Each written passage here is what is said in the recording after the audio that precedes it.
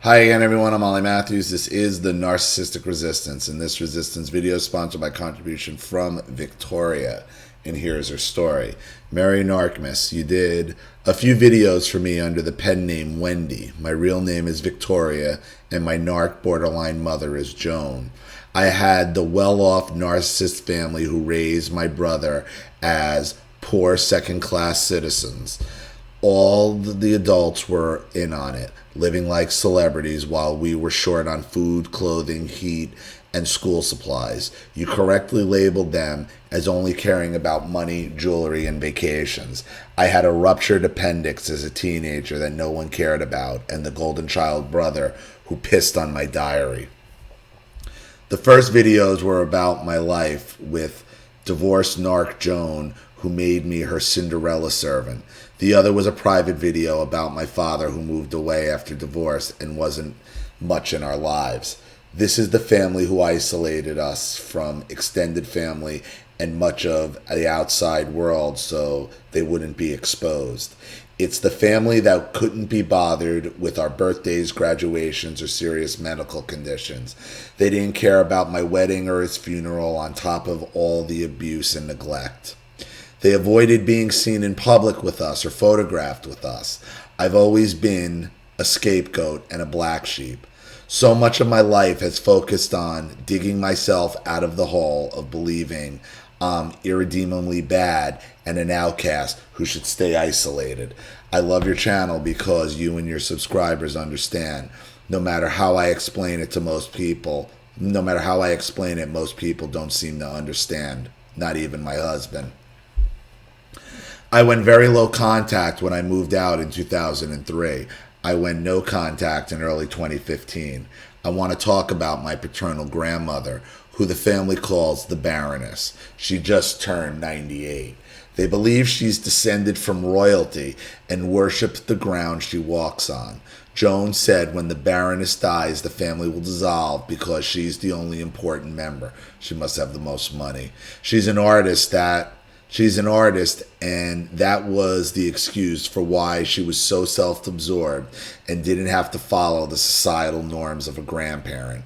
I can't recall her even caring about us. She was always cold and silent. She ignored everyone around her like she was the queen, and we were too lowly for her. She's a local artist, not anybody famous. Her house is huge and worth over $1 million, but she's a mild hoarder and it's gross. The furniture and carpets are from the 1950s. You could give historical tours in there if it weren't for the dirt and bugs. She got her wealth from her husband. He was a real estate developer. She and her son husband, who lives with her, must have sold everything when he died and used the money for their luxurious lifestyle. We spent countless hours sitting around her house. She had nothing to play with and wouldn't let us watch TV or read. We had to sit quietly for hours as the adults drank and talked bullshit, acting alert and interested, or Joan would punish us. We had to look at their vacation photos and comment. We'd never been on vacation and didn't know what we were looking at. As a kid, I didn't know what to say and then got yelled at for being rude. They never played with us. She had a display of bakery cakes, cookies, and candies we weren't allowed to touch. These were gifts of admiration from her art friends and only to be shared with those deemed worthy. And you're never worthy. You are never deemed worthy. Never. For Christmas and birthdays, she and son husband would wrap old junk from their house or free promotional items and laugh as we opened it and looked disappointed. They put it in luxury boxes of the things they bought for themselves. They also loved regifting as did Joan. It was unusual for the family to take us out in public, but when I was about 8 and my brother 6, Baroness took us to a circus museum. My brother and I were so excited, loved the exhibits and giggling. She was her usual stony, silent self. We were happy at lunch too, and the strangers at the next table, also senior citizens, loudly said, "It must be hard to be a grandparent these days." I don't know how loud we were, but we weren't leaving the table. I remember we were just laughing as we never really misbehaved for fear of punishment. The Baroness stayed quiet, eating her food rather than telling us to be quieter.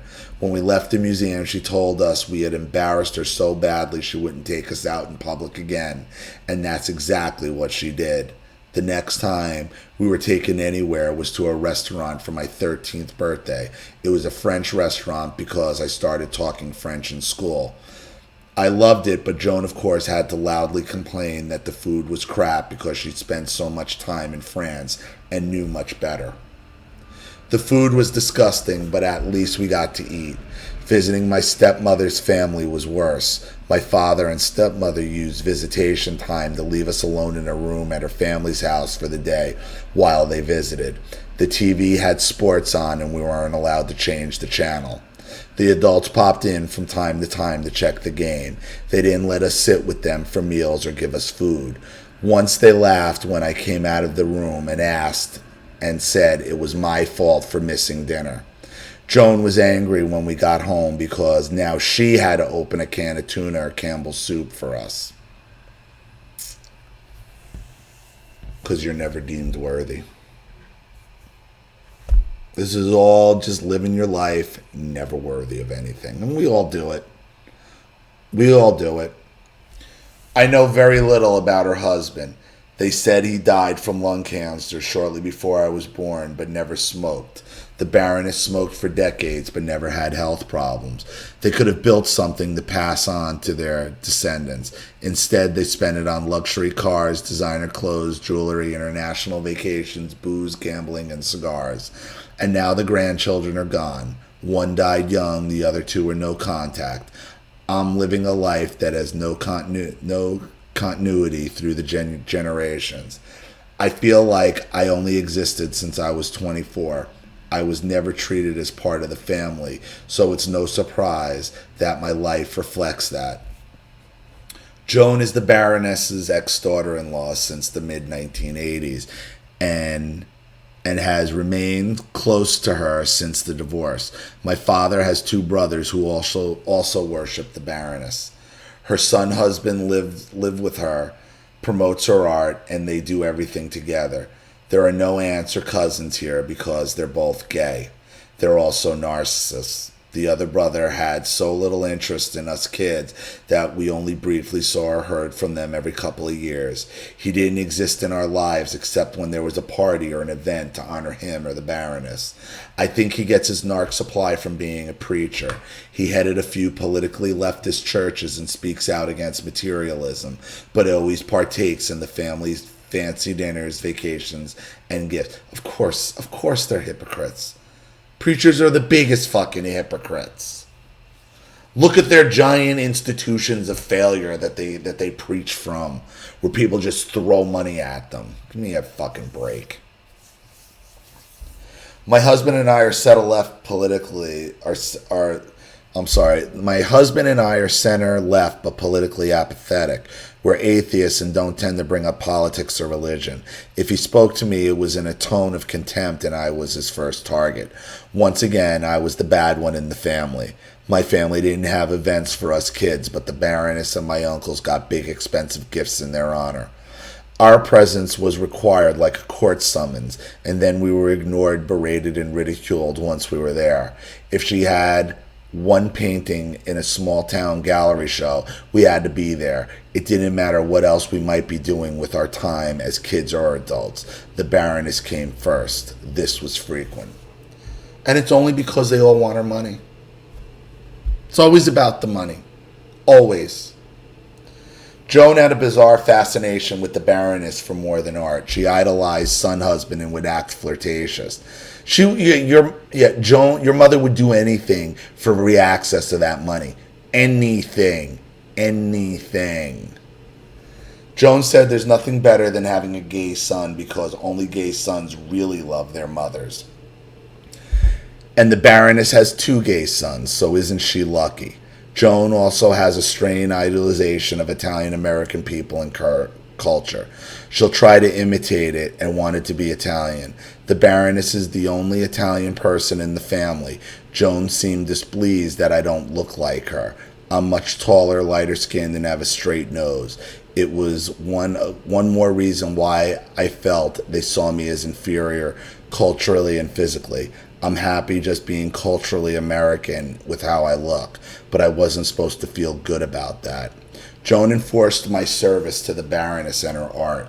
Everything had to be dropped for her, including homework or a shift at my minimum wage job.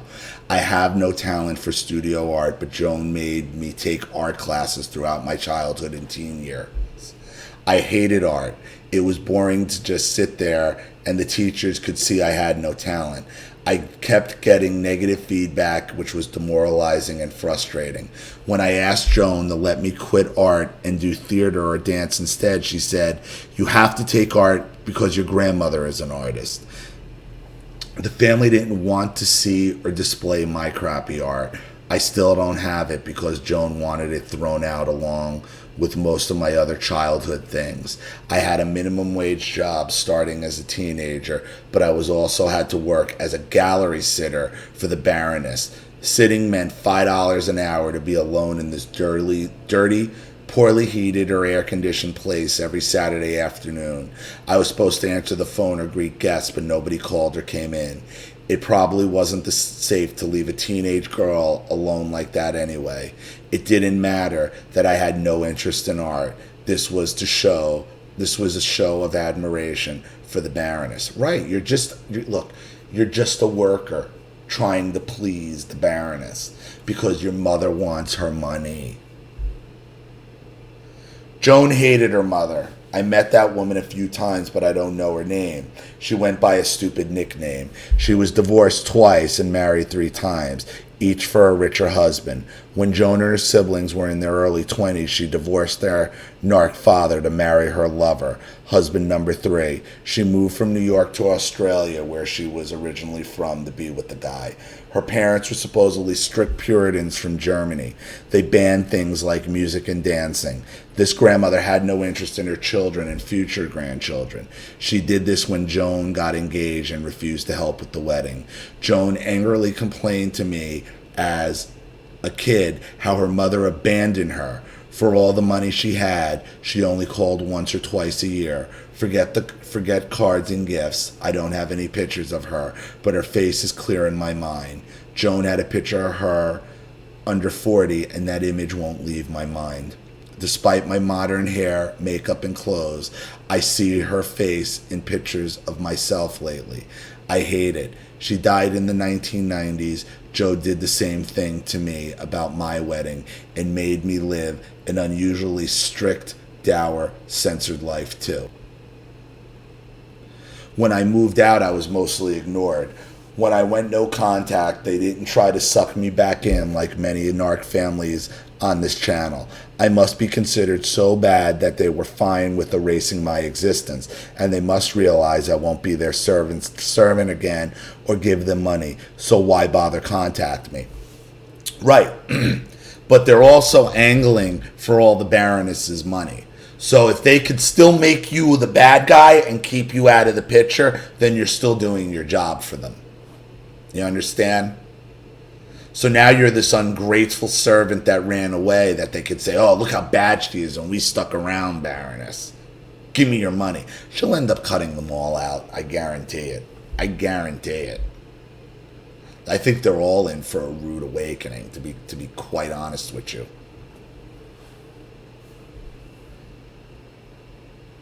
The criminal treatment never got better. When I asked why I wasn't allowed in my father's home from my teen years until my mid-20s, I was told because my stepmother had cancer. But the years I was told she was sick was not that whole time span. And that is the reason to ban your daughter from the house. My stepmother passed away a few months after I moved out of Joan's house. I was invited to the funeral, but not the burial. My brothers and my names weren't in the obituaries as surviving relatives. I hadn't seen her sisters since those horrible visits when I was a child. At this point, I was 24 and they were in their early 40s. I approached them and said something like, "Hello, I'm Victoria. I'm sorry for your loss. I can't even imagine how hard this day must be for you." I had poor social skills back then, but I tried to say something appropriate. It seemed right to acknowledge your sisters and gave my condolences. They scowled at me and one said, "Every day is hard for us." Then they walked away. I understand they were grieving, but was this necessary? When my brother died, nobody in the family contacted me or talked to me. A few high school classmates expressed condolence, and I simply said thank you because again, you are never to be deemed worthy of anything, of anything.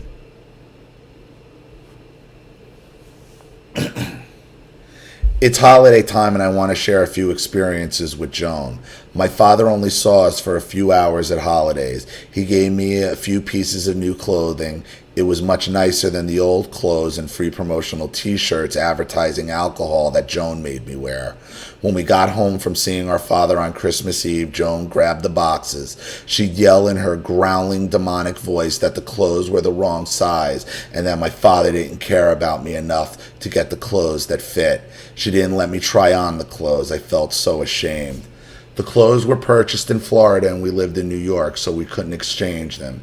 Instead of contacting my father to ask him to exchange them, she donated them to a local charity shop every fucking Christmas. The shop was run by a relative schoolmate 2 years younger. I always saw the girl wearing the fabulous clothes. I hope she enjoyed them, because you're never deemed worthy.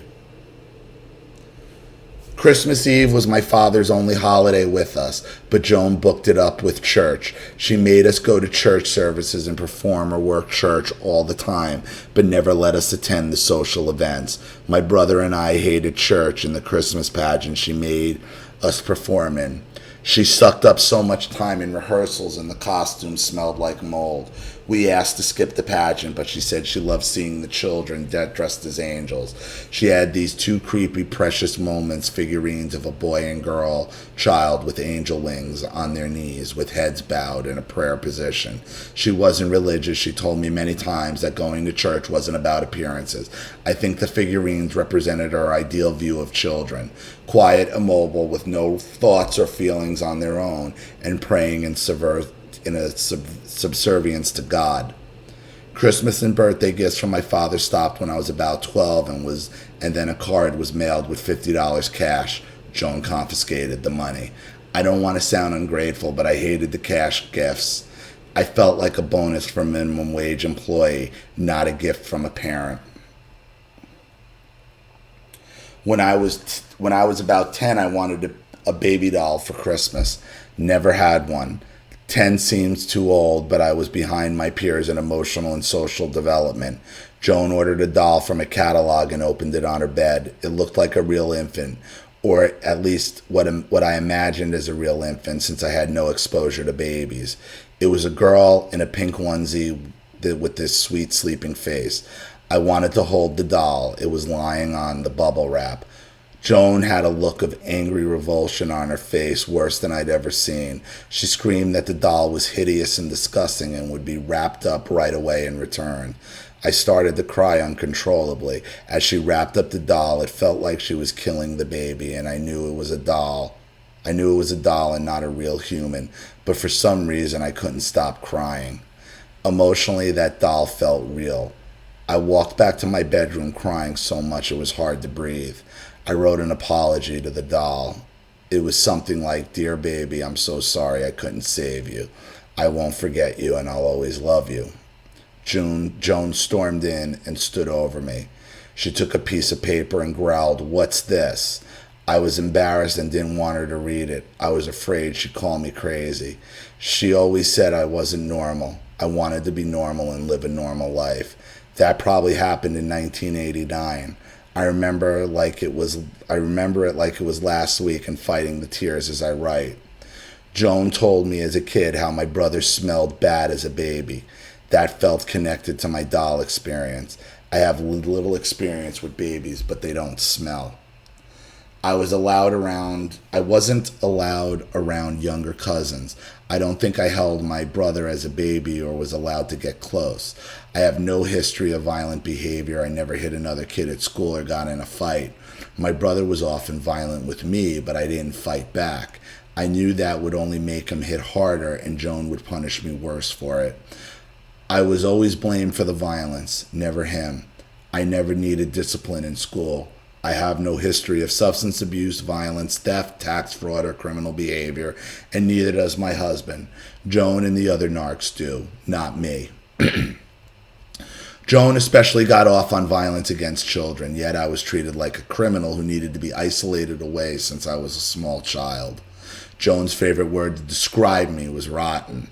Her other favorite word was disgrace. Anybody or anything she didn't like was a disgrace, especially me. No amount of success or stability as an adult changed this. I'm sorry for meandering, but I have a few more unrelated experiences that feel significant. Before the divorce, we lived in a huge house with an in-ground pool. I swam in with a flotation device strapped to my wrist. One day I jumped off the diving board and the flotation device belt broke.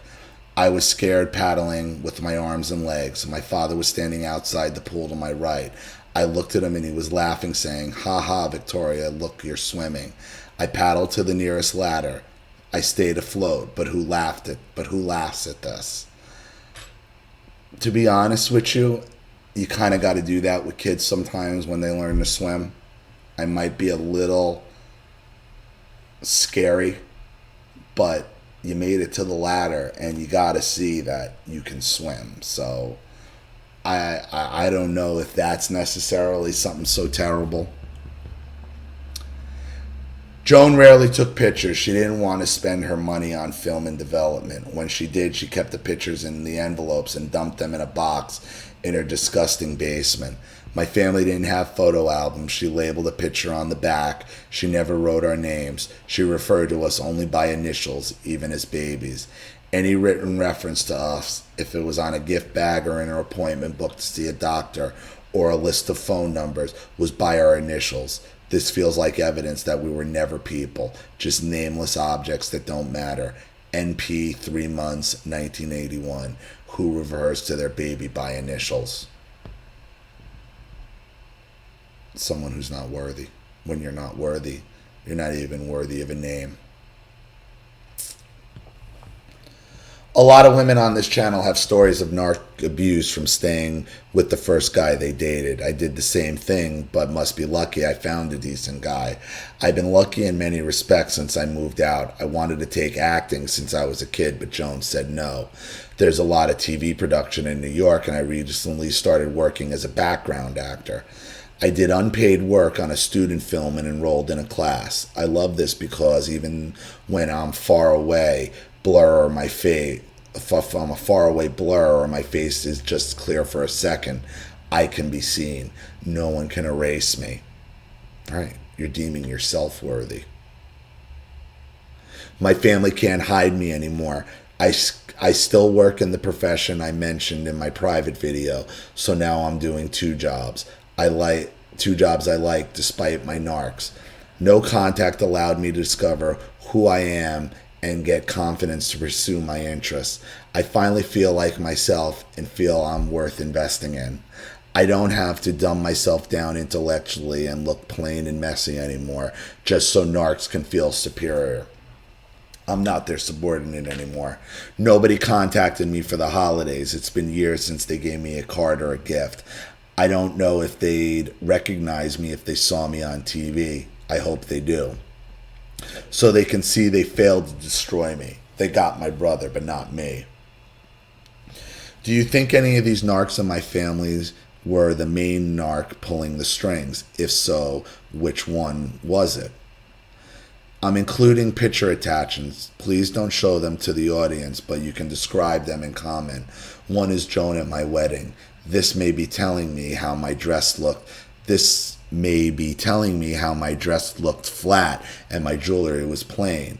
The one with 2 adults and 2 kids is a visit to my stepmother's family. The third is when the Baroness, uncles, and Joan decided and decided to go to a family restaurant for my 16th birthday. I wasn't allowed to invite my only friend. Nobody asked me what I wanted to do for my birthday. I'm in the green dress, standing on the side towards the back with Joan gripping me. My brother and the Baroness are in front, even though it's my birthday. Finally, there's a birthday cake from before I was no contact, with their ridiculous family seal and the title of Baroness. So you can see how pervasive and delusional and this delusion of royalty was in my family. Happy New Year, and again, thanks for your work. All right, so let's look at the pictures.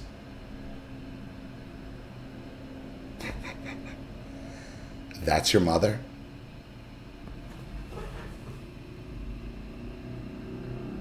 Oh, sweetheart.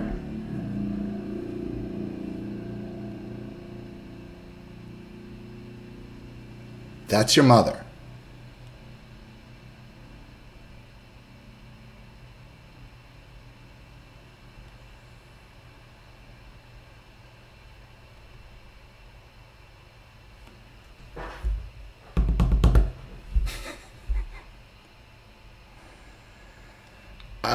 I don't think I'm wrong. It's possible I could be wrong, but I don't think so.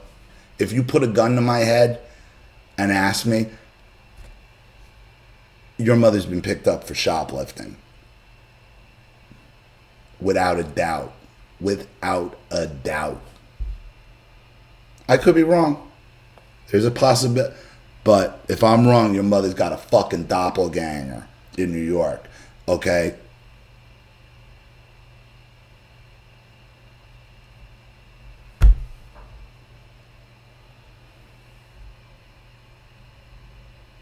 And this is the front picture of her.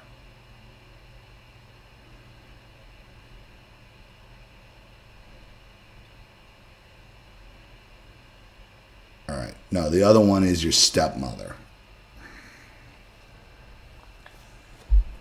I'm going to tell you, that side profile of your mother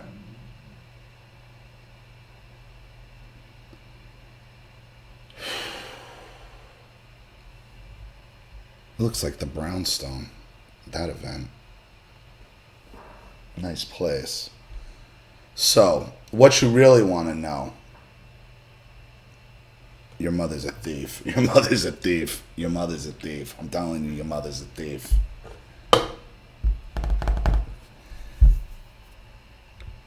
Who's the main narc pulling the strings? They all are, because they're all dirty for money. They're all dirty for the Baroness's money, which she somehow probably ended up killing her husband.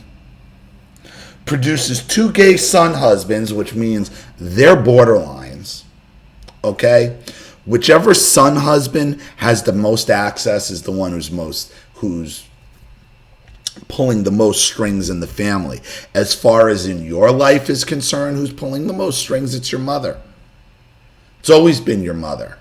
Your mother's trying to keep you bad and always trying to keep you bad to keep herself in favor, to position herself for money, which she's never going to get. I wouldn't be surprised if the Baroness cuts everyone out, because that's just what they do. The point here is you are never deemed worthy in their life. So why be in their life? Which you're not. You're no contact. But your overall theme of your entire life is you are never going to be deemed worthy by the narcissist. Never. It's only when you deem yourself worthy that things begin to change. So, I hope that helps. Thank you so much for your contribution in another story. I really appreciate it. Thank you to everybody watching. Please leave any opinions or advice in the comment section below.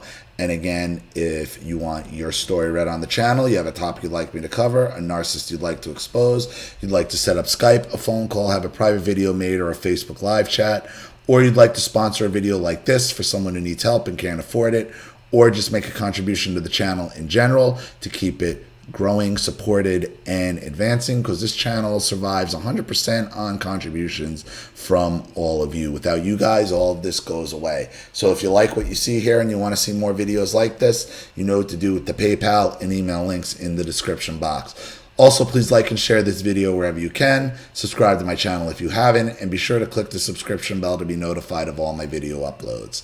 I'm Ollie Matthews. This has been the Narcissistic Resistance. Take care, everybody.